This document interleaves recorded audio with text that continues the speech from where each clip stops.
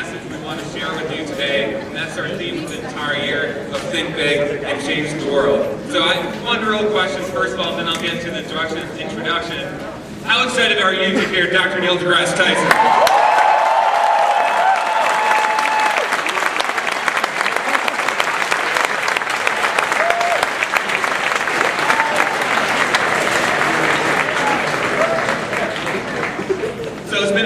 We've partnered with the Distinguished Lecture Series.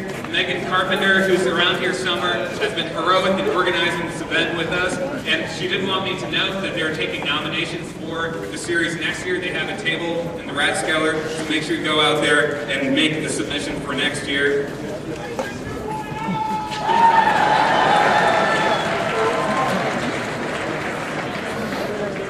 So in thinking about the speaker we wanted today, we wanted someone who would inspire the next generation, which is not the leaders of tomorrow, but the leaders of today, which is all of you.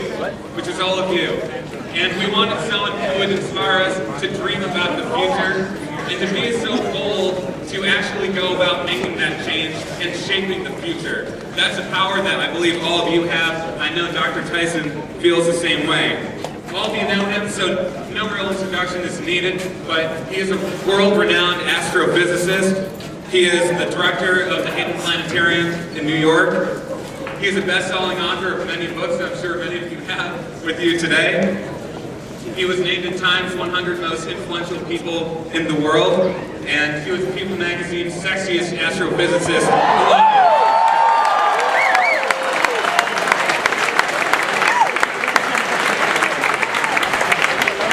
Now, of course, many of you have seen him on the Colbert Report, on the Daily Show. If I could just say, on behalf of all the geeks in the audience, on behalf of all the nerds, thank you so much for making us feel a little bit more cool about ourselves.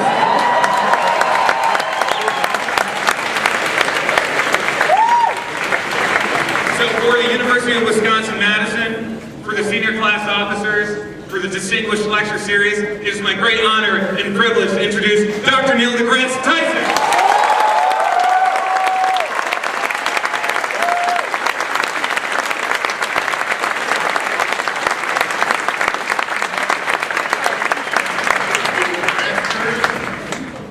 And people behind me.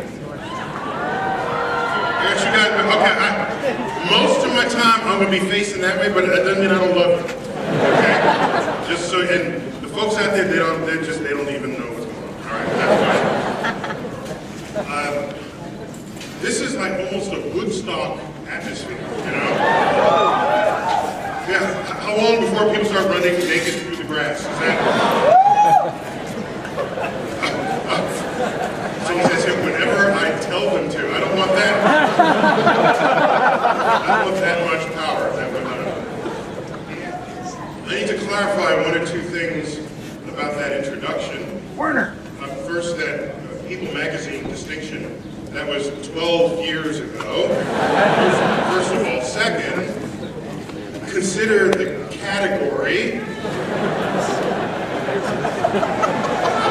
Just saying, I can't get that big-headed about being the sexiest astrophysicist. I don't know, you know, would I beat out for that, you know? Stephen Hawking, you know, I don't know. I'm just saying, I don't lead with that on my resume. It's like way down at the bottom of the website, just so you know. So I wanted to give some messages. It's primarily aimed to the seniors. How many seniors out here? Seniors in the house, okay? Because you're on your way out of here, right? Unless you're left back. And so I just want to put things in context because it's bad out there, right? And somebody needs to fix it. Somebody. I don't care who. Somebody needs to fix it. I'll give you some examples of how bad it is. Oh, by the way,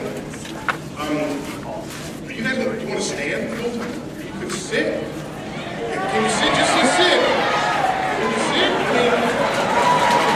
There you go. Okay. You can sit. You can sit.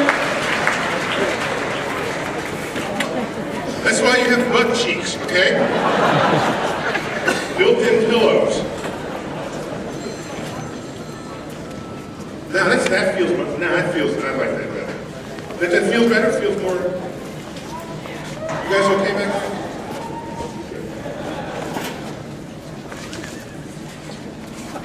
All right, so a few things, just to set the record straight here.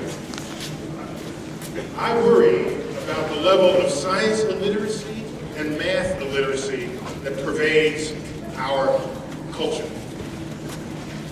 And I have examples of this, and they're embarrassing examples. This is the United States of America, the 21st century, right? I have walked up, I'm from New York City, a lot of tall buildings in New York City. You go inside the elevator, and you look at the numbers for all the floors, and you count them, right? 7, 8, 9, 10, 11, 12, 14. And I'm thinking, where did 13 go? Somebody is superstitious enough to change the elevator bank to exclude 13 from the floor count of the building. What country is this? I feel like taking a Sharpie, crossing off the 14th. That's the 13th floor. You're not fooling anybody. Then, there's a headline in the newspaper lamenting the state of education in the region. And it says half the schools in the district are below average. I'm thinking, well, wait a minute. That's kind of what an average, that's kind of what you expect, right? Kind of pretty much. Half would be below. The journalist probably meant half or below standards or below grade level. That's not what they said. So that was a mathematically illiterate journalist, right? When you are illiterate in these ways and you get cast into society with jobs, it has consequences. Let's go into Congress. I will not say who said this. Member of Congress once said, I've changed my views 360 degrees on that issue. It's like,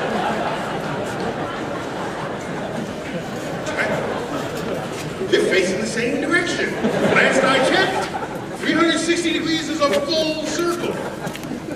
So they didn't change any views at all.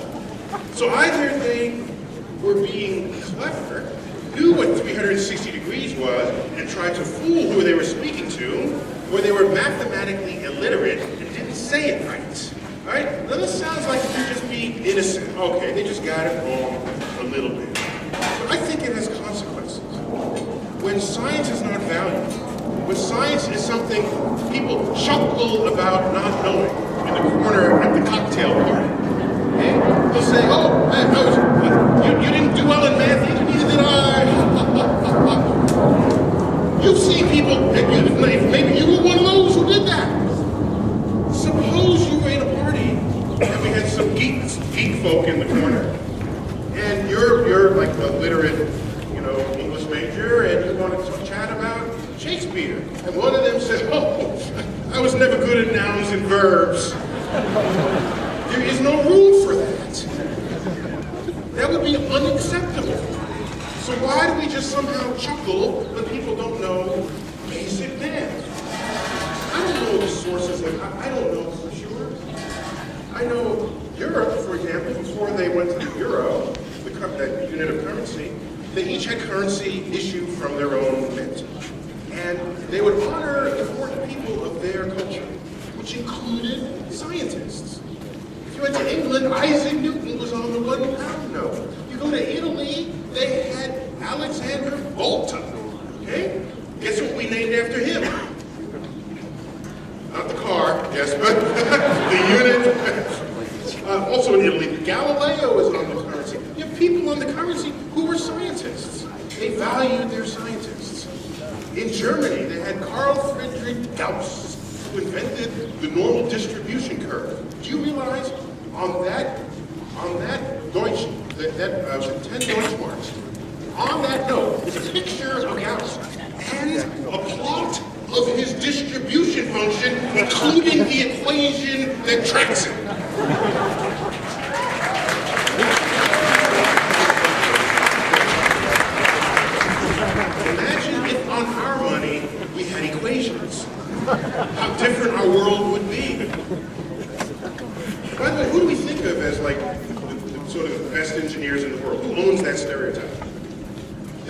because of course, German engineering, German cars, German this, German that, and they got equations on their money. I'm jealous of them. Now, we've got a scientist on our money. Who is it? Ben Franklin, okay? He's on the $100 bill. Some of you look befuddled, perhaps you've never seen a $100 bill. Just work on that one when you graduate. Some jobs will allow you to see a $100 bill for the first time. He's on the $100 bill.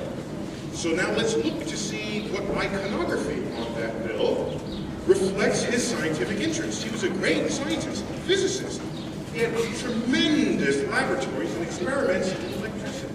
And all these other scientists, and all these other currencies, there's iconography of their trade. Yugoslavia has Tesla, Nikola Tesla, and he's got like Tesla electrical coils pictured on the back. Copernicus from Poland, it's got the heliocentric solar system. Okay, we've got iconography. Let's go to Ben Franklin. What do you have? You got Independence Hall from Philadelphia. Okay, that's where the Declaration of Independence was signed. I'm okay with that. Is there a lightning rod on it? Ben Franklin invented the lightning rod. Well, where did we find it? Is there a key? Something. Nothing. Nothing. We, as a culture, have never fully embraced science as a culture. It's never really there. And we might be surprised how well we had done in the 20th century with our science. Oh, I know why. In the 20th century, multiple times we felt threatened, militaristically threatened. And so we started funding physicists. Physicists are experts in matter, motion, and energy.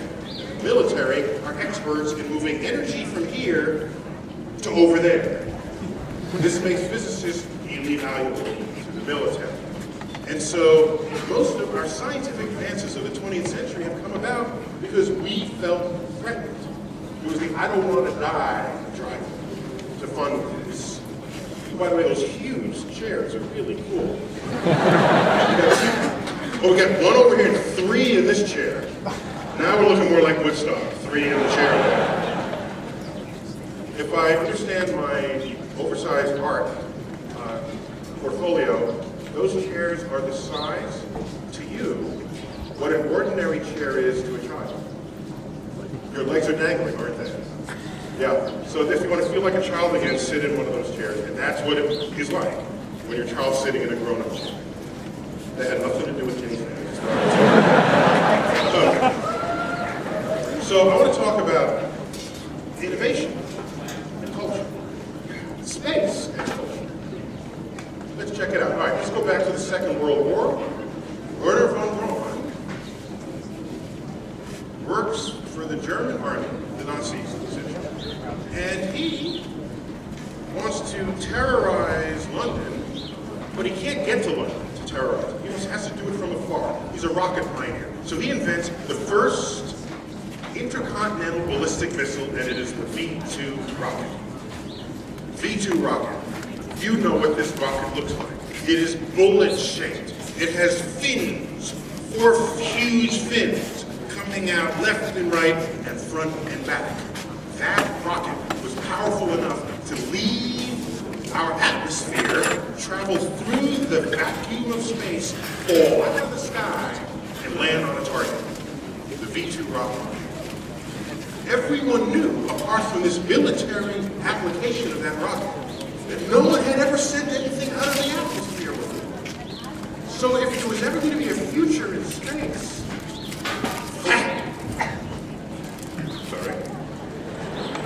that was the ticket.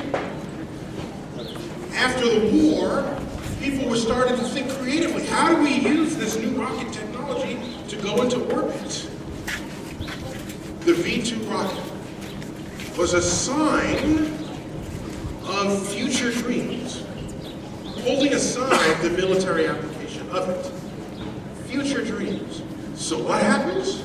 In the 1950s, all science fiction stories that had rockets to space, those rockets look like the V2.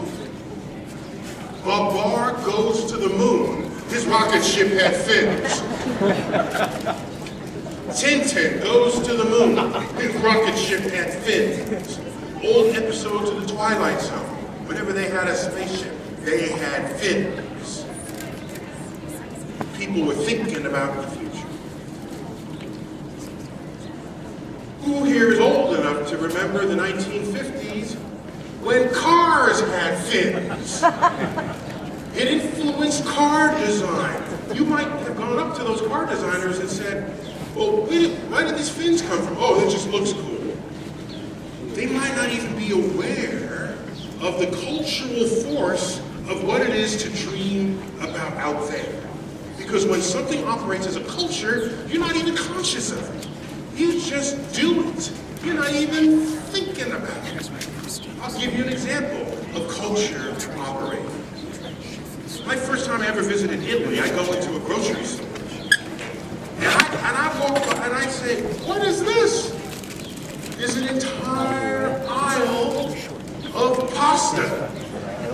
And I thought, we don't have whole aisles of pasta. This is Italy. They invented pasta. So of course, they're going to have the most pasta of any place in the world. So they got fusilli number 2. They've got pasta shapes and squiggles we never see or hear of. Now, I asked an Italian friend, do you notice that you have an entire aisle of pasta? No, it's just the pasta aisle. They didn't even notice it. So then I asked them, I repeated this in China. I went into a grocery store, whole aisle of rice. Every kind of rice, long grain, medium grain, short grain, high gluten, low gluten, Thai rice, Chinese rice, Vietnamese, and the brown rice. It would go on and on and on. I asked someone from China, do you know you have a whole aisle of rice? That's just the rice. So then I said, is there any version of that back here in America? Because maybe I don't notice it. They said, of course. It's obvious to a foreigner. We have the soft drink aisle. And we kind of pioneered the marketing of soft drinks. The entire aisle, floor to ceiling, left and right, is soft drinks. Nobody else in the world has a soft drink aisle. It's a part of an aisle that's got other stuff in it. I said, anything else? Yes. The ready-to-eat breakfast cereal aisle. That's just the cereal aisle to us. You don't stop and look at it and contemplate it. These are sort of low levels of examples of what it means when something is your culture. When it's your culture, you cease to notice it. That's a good thing. I'm not complaining, I'm just asserting that we have fins going into space and our cars have fins. It's easy to think that that's just cool. That is this V2 rocket operating on the creativity of car design. So what happens? Kennedy gives a speech, 1961, May 25th, coming up on the 50th anniversary of this speech, joint session of Congress. He says, we're going to the moon. We're going to the moon. And by the way, this guy who invented the V2 rocket, we didn't take him to Nuremberg. No, he was not hanged for war crimes. No, we snatched him, put him in Huntsville, Alabama. That would have been a shock, I think, for Germany. That one, Huntsville, Alabama. He was tasked with creating America's future in space. And he designed this 3-stage Saturn V rocket. The Saturn V rocket, 32 stories tall. It has fins, but they're not big fins. They're little fins. They did some aerodynamics and they figured out little fins are just fine. Right around the early 60s, 1962, 63, 64, the fins went away on the cars. The fins went away. Oh, it ran its course. No, the spaceships didn't have fins in it. All right. Consider the following. Consider. The 1960s was the bloodiest decade in American history since the Civil War. There was a cold, there was a hot war, Southeast Asia. There was campus unrest. Buildings, even here, were blowing up from student protests of our presence in Southeast Asia. There were assassinations. There was the Tet Offensive in February 1968. That entire civil rights movement was playing out weekly. The conflict and the unrest. In that decade, we were going to move. Watch. 1962, a book is published by Rachel Carson called Silent Spring. It was a #1 bestseller on the New York Times, and it is widely credited with birthing the modern green movement, the modern movement where people care about the earth. Nope. There may be a planted a couple of seeds, but that was 1962. Let's come forward a little bit and watch what happens. Okay? What happens in 1964? The New York World's Fair. If anything was about thinking about tomorrow, it was the World's Fair. Everything was about tomorrow. But tomorrow that technology and science will bring you. Again, this is the bloodiest decade in American history, the most turbulent in American history since the Civil War. And we've got people thinking about tomorrow. The Unisphere, that's the sphere of Earth. It had 3 rings around it. If you ask the designers, they said, oh, we just thought the 3 rings looked cool. Excuse me? Look, America's first astronaut went around Earth how many times? 3 times. John Glenn made 3 orbits around the Earth. That Earth isn't just sitting there as an Earth, it's got 3 rings around it. Tipped around near the equator. All right? By the way, if you forget what this Unisphere looks like, the latest Men in Black movie comes out. That's an important place, and I think they pick up aliens there. It'll surely make a cameo, yet another cameo appearance in that film. So, let's keep going forward. We have the Mercury program, the Gemini program. Who here got a little misty-eyed during the last shuttle mission? Raise your hand if you got a little misty-eyed. A little misty-eyed. Okay. That's not why you were getting misty-eyed. You think you're misty-eyed because it was the last shuttle mission. No. You don't even understand your own emotions. You were misty-eyed because there was not another spaceship on an adjacent launch pad to continue that epic adventure. That's why you were misty-eyed.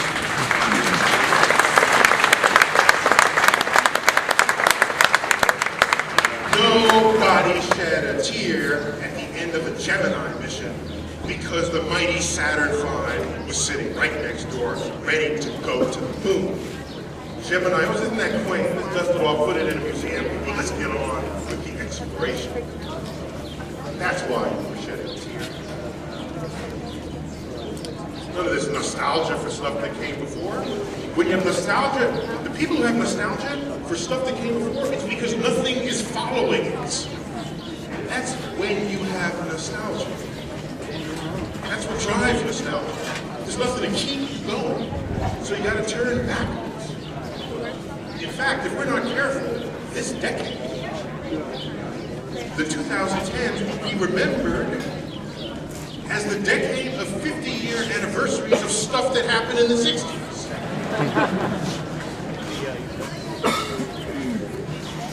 In fact, I'm gonna tweet that. Give me a second.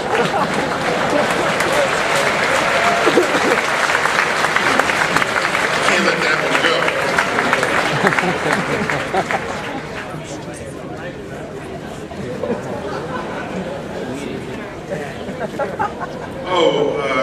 My Twitter handle is Arnold Schmetnick. It's Neil Tyson. What else? Twitter handle, right? Well, thanks for asking. It's just at Neil Tyson, N-E-I-L. I before E, except Neil. And science. And Keith. And Chief. But you guys are like eating up all the bandwidth out here.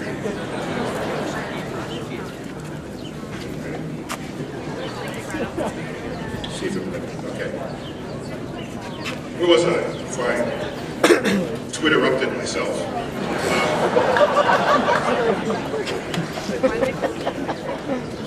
50th anniversary of stuff that happened in the 50s. So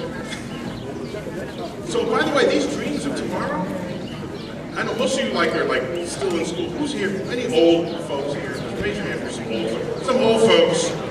Old folks, remember. Ma'am, you are not that old. Gentleman behind you, raise your hand, please. There you go. All the ones with the gray hair will remember in that period, you didn't have to go more than a week or two before an article came out in Time magazine, Life magazine, Look magazine, talk about the city of tomorrow, the home of tomorrow, transportation of tomorrow, food of tomorrow. Tomorrow was a fundamental presence in the culture. And if you wanted to make that tomorrow happen, you knew you needed to understand science and technology to get there. Built in. So now let's see what else goes on in that decade. 1968 comes. The bloodiest year in the bloodiest decade. Martin Luther King is shot. RFK is shot. As I said earlier, that was the Tet Offensive. Apollo 8 is launched. December 1968. Apollo 8, a forgotten mission. People don't think about Apollo 8. We all remember Apollo 11, Neil Armstrong. Apollo 8, it was the first time anybody ever left Earth with another world as the destination. They did not plan to land. That would happen later.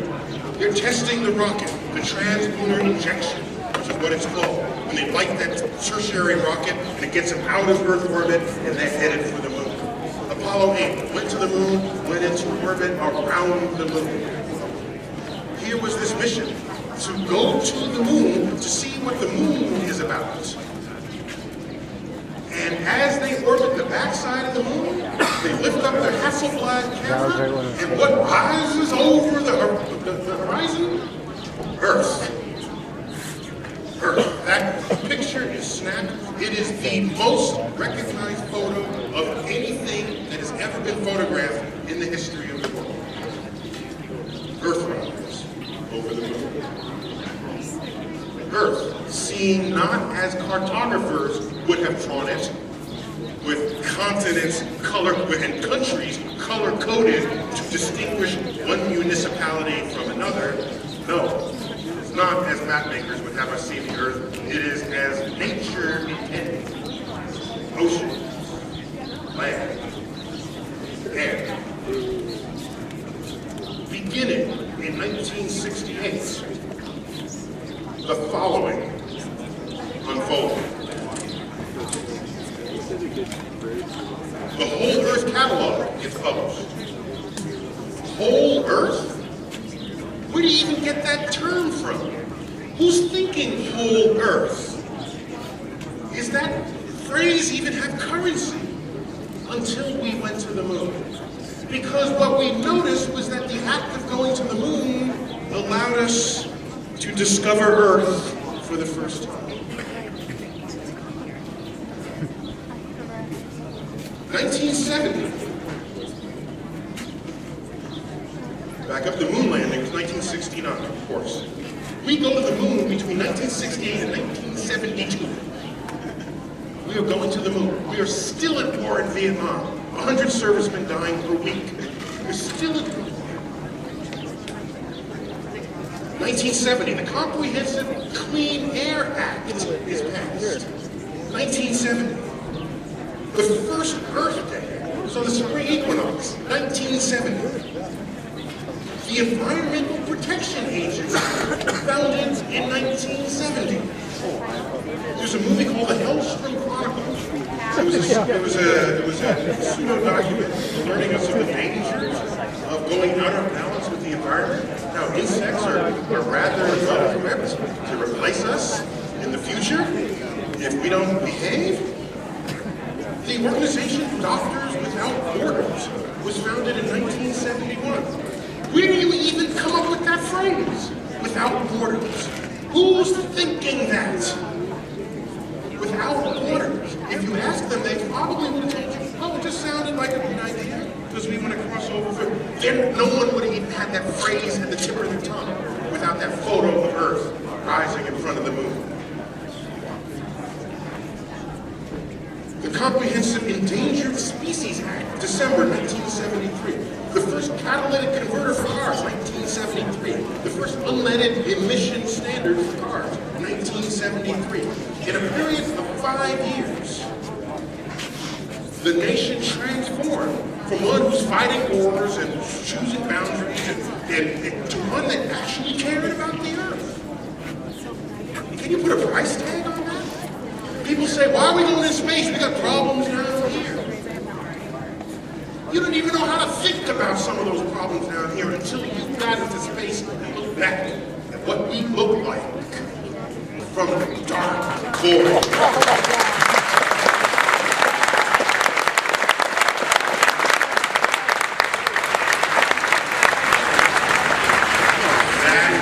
Culture operating on our ideas, on our dreams, on our creativity. That's what I'm talking about.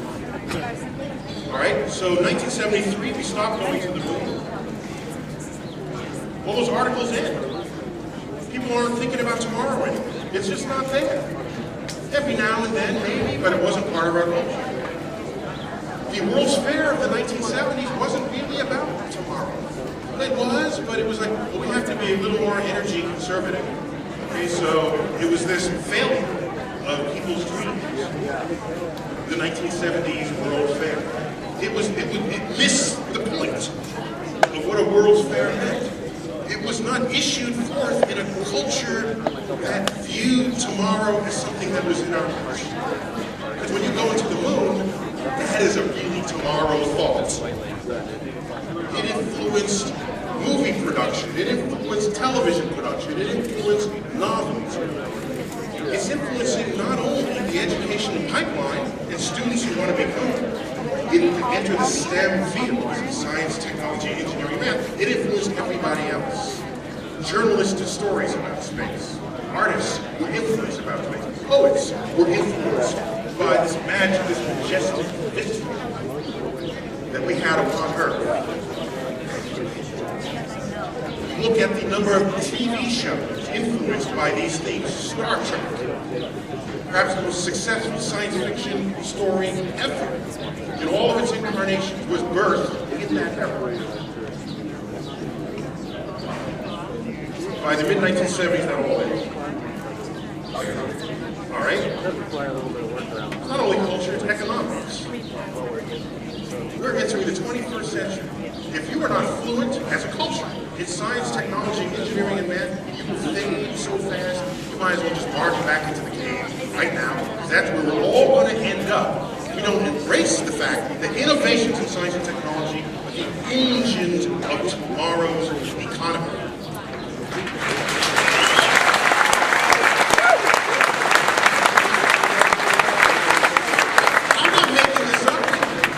Developed nations have known this since the Industrial Revolution.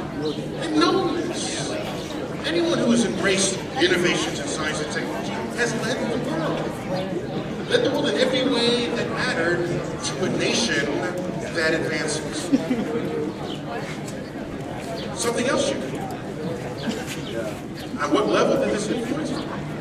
Our economy has grown consistently since the 1960s. But you can answer the question a different way. How much has it grown between the beginning of a decade and the end of a decade as a percent? The highest percent growth in the last 50 years was between 1960 and 1970. In that 10-year period, the economy grew at a higher rate than at any decade that followed. You know the second highest decade? Second to that decade, the 1970s. The third decade, the 1980s. Fourth, the 1990s. Fifth, the 2000s. Sixth, now. Now, have you looked at how much interest you're getting in savings? Have you done? You didn't think decimals could get that low, did you? Listen, 0.001%. Is that the right number? Zeros? Someone help me here. What's the percent? What do we get? 0.015. I want that amount because I ain't getting that. It's got 0.015. Our economy has flatlined as our distance has increased. Time distance has increased from that era. Some years ago, I did a study. I wanted to go to Mars. I wanted to send people to Mars. And I said, well, this would be really expensive. Would anyone agree to do it? It might be a challenge. So I said, let me just look at the history of all the expensive stuff people did in the past. All right? Then I look at what drove them to do it. I look it up on the table. I say, hey, we can do that as Americans in the 20s. So let me do that. So I was going to make a whole set of tables on the drivers that compelled nations and cultures to do expensive things, expensive financially or in terms of human capital as well.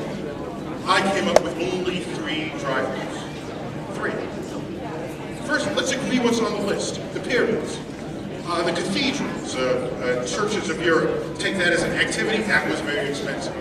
The Great Wall of China, the Manhattan Project that built the atomic bomb, the Apollo Project, the Columbus voyages, major investments of a culture. We'd all agree they're expensive. What drove them? Only 3 things. Any one of 3 things. No more, no fewer. English majors, you're happy I said fewer there? You got amen from the English major. Okay. Fewer because it's accountable. No. That's how that works.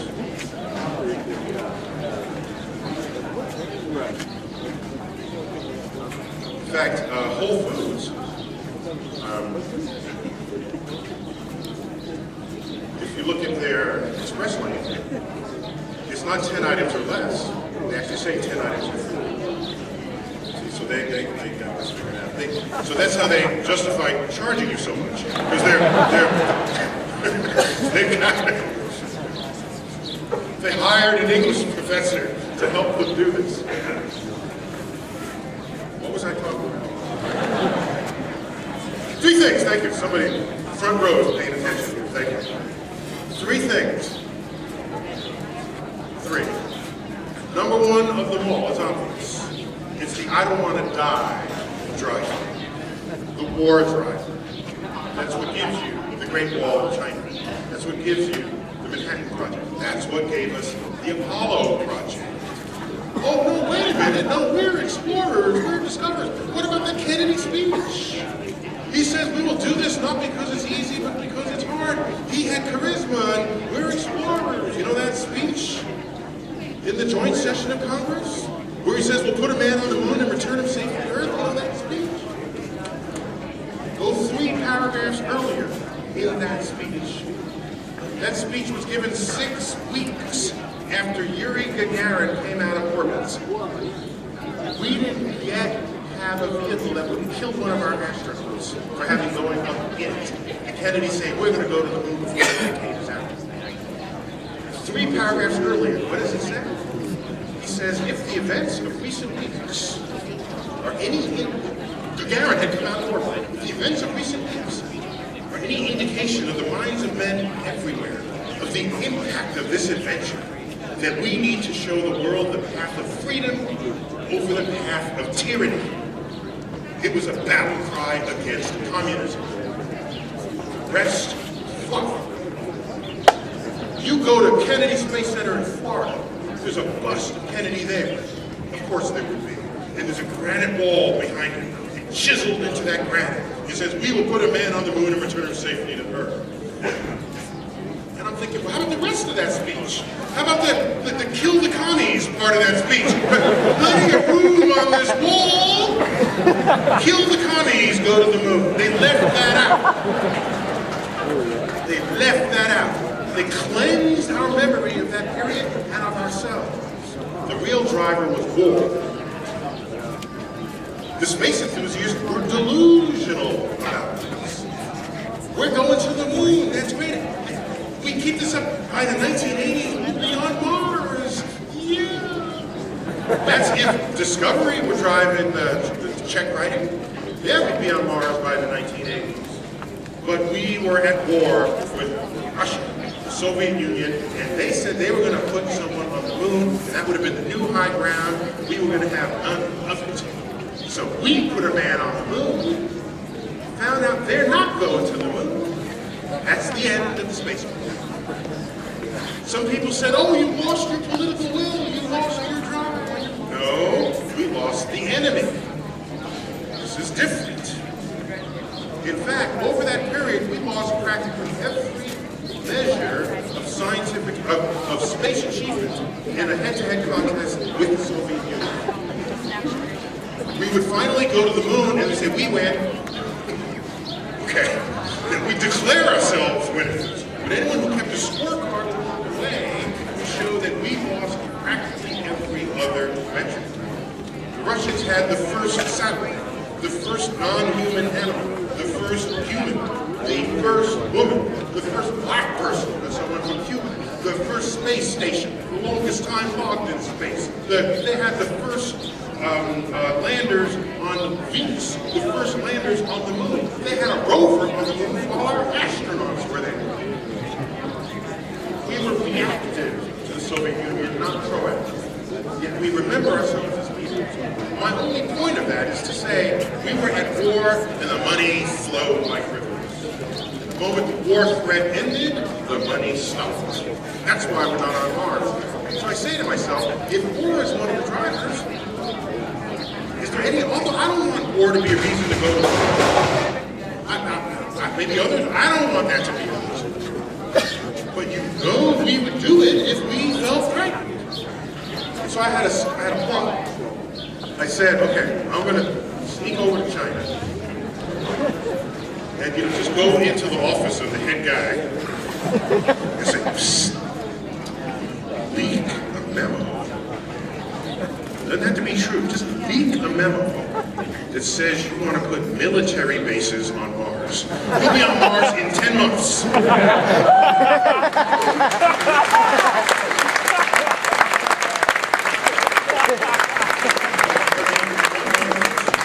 Fund, design, build, and launch the vehicle, and 9 months to get there. If China wants to put somebody on Mars, they could do it. And it'd be easy marketing thing, because Mars is already red, you know? So that would just work. Easy. Okay, I don't want war to be the reason, so in this list, what else drove these major efforts? The promise of economic return is a close second. That's what gave you the Columbus voyages, the Magellan voyages. That's what gave you the search for the Northwest Passage, and all of these great voyages of discovery. No, they were voyages of economic return. We think of Columbus as a discoverer. He was a discoverer, of course he was. But the Queen Isabella say, oh, Chris, when you come back, give us a PowerPoint presentation on the botany that you found and illustrations of the natives. Just talk and tell that to the Academy.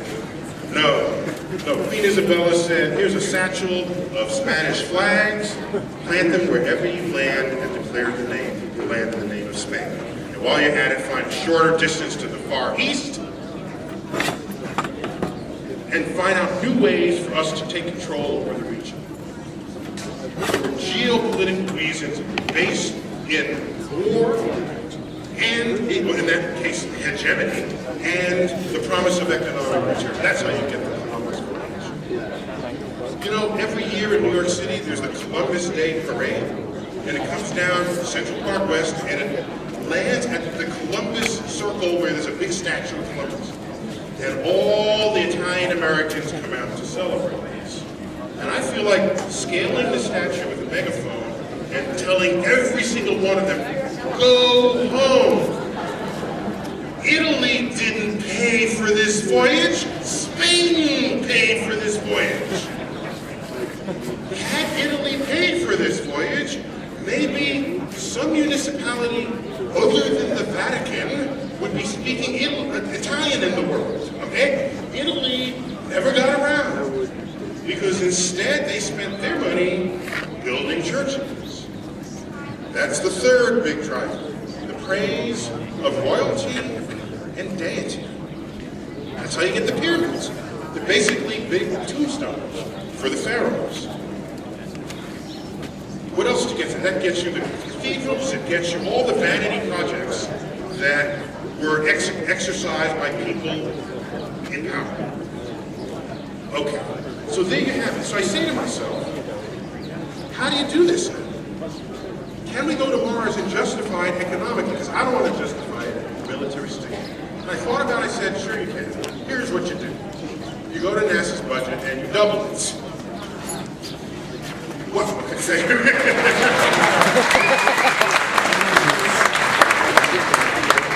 Together now, what is its current budget on the tax dollar?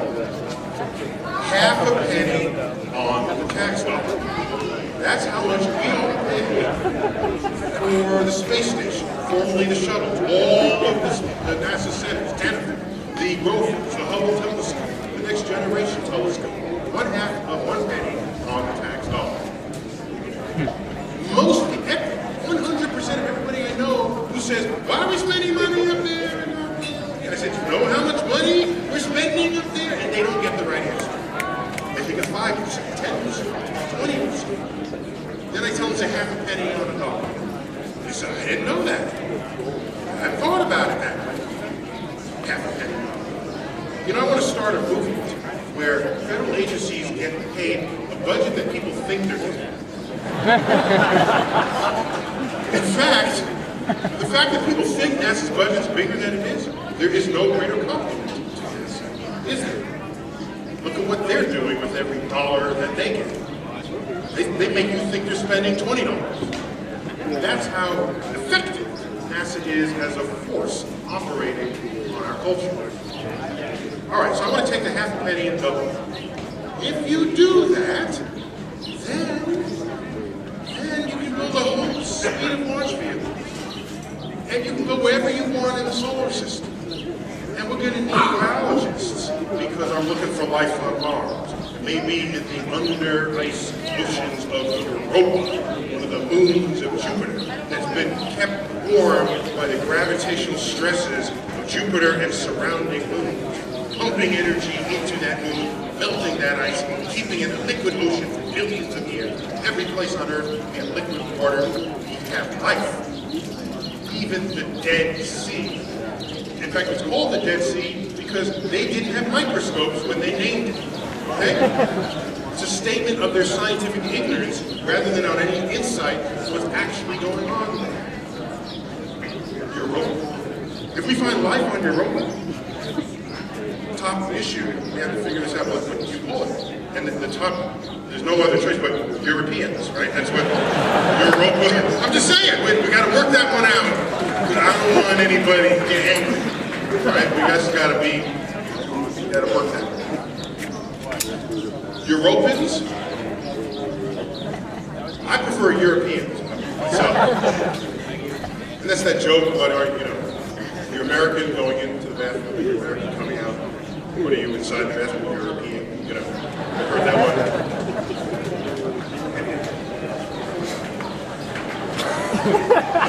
You know these jokes when you have like 5th grade kids, running around with these jokes. I'm almost, I just got a couple. So you do this, and there's a call for biologists, chemists, geologists. We're doing the rock formations on other planets. We need astrophysicists, physicists, mechanical engineers, electrical engineers, aerospace engineers. 4 aerospace engineers.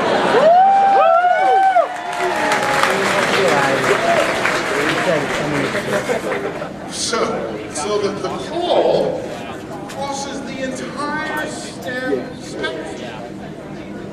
And if you do this, you're doing something different tomorrow than you did today.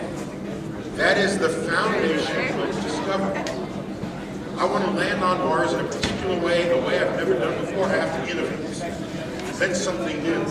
everything you do that's new in space is headline worthy the next day. It will be writ large. New way to make fuel from the buried waters in the frozen, the aquifers on Mars. There's water in the poles of the moon. You take the water, split the hydrogen and the oxygen, make rocket fuel. If there's a new device that does that, this gets patented. This gets writ large on the daily newspapers. And that operates like a force of nature on the educational cycle. You don't need special programs under that umbrella. You don't need special programs to convince kids to be interested in science because the discoveries are coming at them left and right. You don't need special tariffs or tax benefits so that companies keep their factories in America. If you agree that you're a global economy, it is the duty of a corporation to produce that product as cheaply as it can, and if it's got to take it to the Philippines to do it, it is expected that that's what they will do. But then we want to drive out, as we've been doing lately. In the 1960s, no factories went overseas. You know why? Because we were innovating. And when you innovate, you make innovative products that no one else can make because they haven't figured out how to do it yet. That's how you keep your job.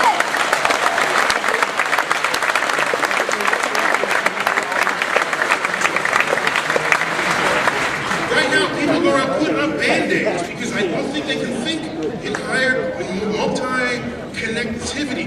It's, oh, we need more science students. Let's make a better science teacher. Here's a Band-Aid right there. You put the tariffs for the factory. Oh, you want to innovate? There's some innovation industries. Let's throw some money their way. There, now we're done. Oh, no, you don't get it. You don't get it. I'm sorry. That's almost like saying, we want people to think about tomorrow again. Let's have a new World's Fair where we think about tomorrow. No, you missed the point. World's Fair 1964 did not create the 1960s.